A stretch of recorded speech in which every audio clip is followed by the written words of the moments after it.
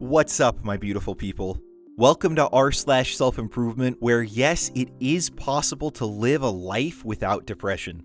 If you're like me and tired of all the negativity out there, then come on in for your daily dose of Reddit Hope and Happy. Our first post is from user Miss Queen Kawaii. A life without depression. I've been depressed quite literally my entire life. Looking back on it, I can't even think of a moment where I experienced happiness. Everything I've been through since birth has been an emotionally and mentally taxing crap show. In 2019, I finally decided enough is enough. I broke up with my abusive boyfriend, whom I had been with for about 10 years. Those years were mixed with mental, physical, and sexual abuse. I decided to move to a new city after we broke up to get away from him and start a new life. The problem is that I was more depressed than ever, and it kept getting worse. I slipped pretty far, spending lots of money on things I didn't need. Sleeping most days away, neglecting responsibilities. I literally just did the bare minimum to continue existing within the world. Work. Anyway, in November of 2019, I tried a new medication. And it really started to help, but I still had a bunch of bad habits I'd built up. I was a slave to my depressed life.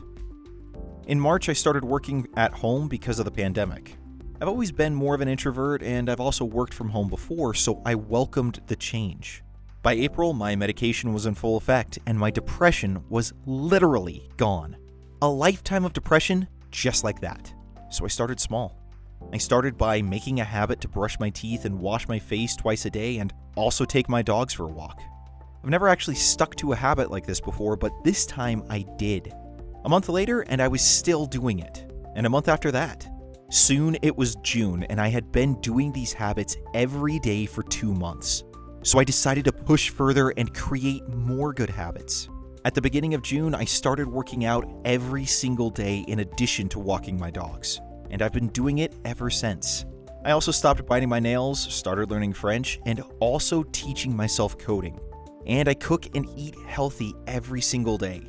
And that's not all. I also got a promotion at work and am starting my new position in 10 days' time.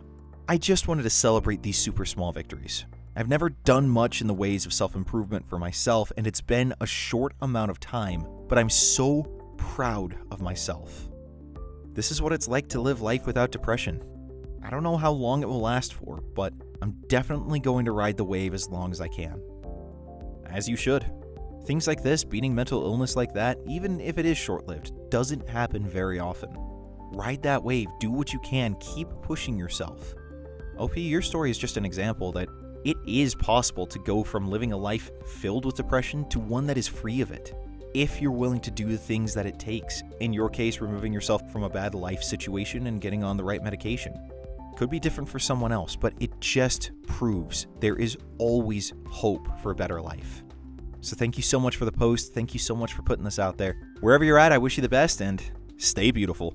Our next post is from user Raquel Henriquez. But first, if you're enjoying the video, maybe think about sharing this video with someone that you believe could benefit from hearing the message of it. The whole point of this channel is to bring positivity into people's lives in even just a small way, and simply sharing this would be a very easy way to help further that goal. 5 reasons why it's time to move on. Have you ever reached a point where you feel something is not right?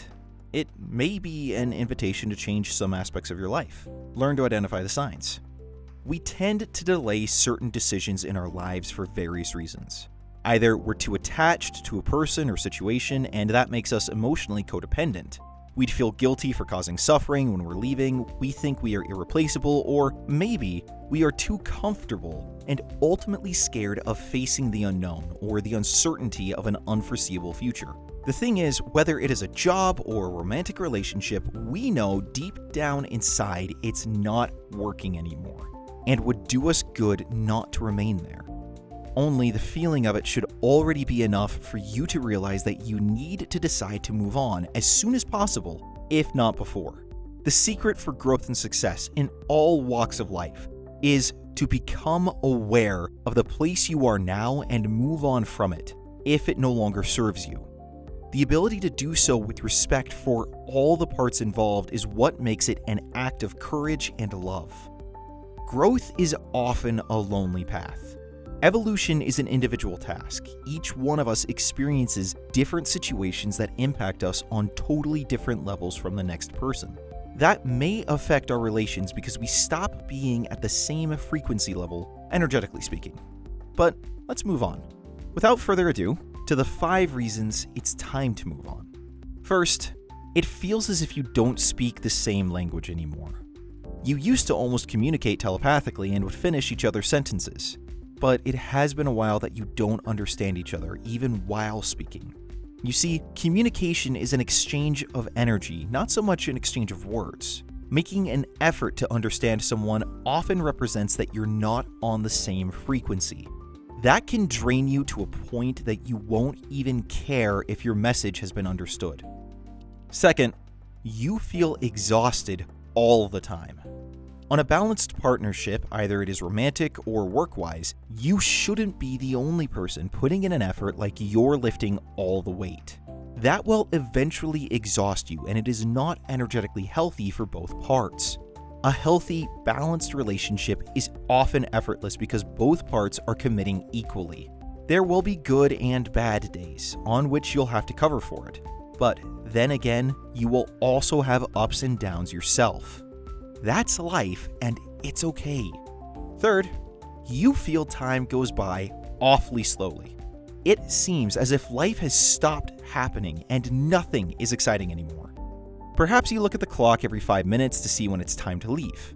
This could mean you need a new challenge in your life to continue to grow. Life should be a constant evolution. That's the meaning of it. And that is done through continual problem solving to stimulate your mind and spirit. Otherwise, it gets dull and it may even put you on regressive mode, which would be literally killing your brain. You don't want that, do you? Fourth, you often think you'd rather be somewhere else. This is a very common feeling when, for example, you're working on a job you hate. But you know that, right? If you do, what are you still doing there? Make yourself a favor and start searching for another job, one that you love. After all, if you spend so much time per day on a job, shouldn't it be something you actually like? It will do you no good or your counterpart when you're not putting your soul in it. It is possible to work on something that you're passionate about if only you'd put an effort to figure out what it is. Do that and you'll find out life will get a totally different flavor. Fifth, you have physical symptoms without any rational explanation. Your body speaks. Did you know that? To be aware of your body is crucial to know when it's time to move on. The body reacts to emotions, and emotions are your higher self talking to you. So beware of difficulties in breathing. Eventually, you had panic attacks already.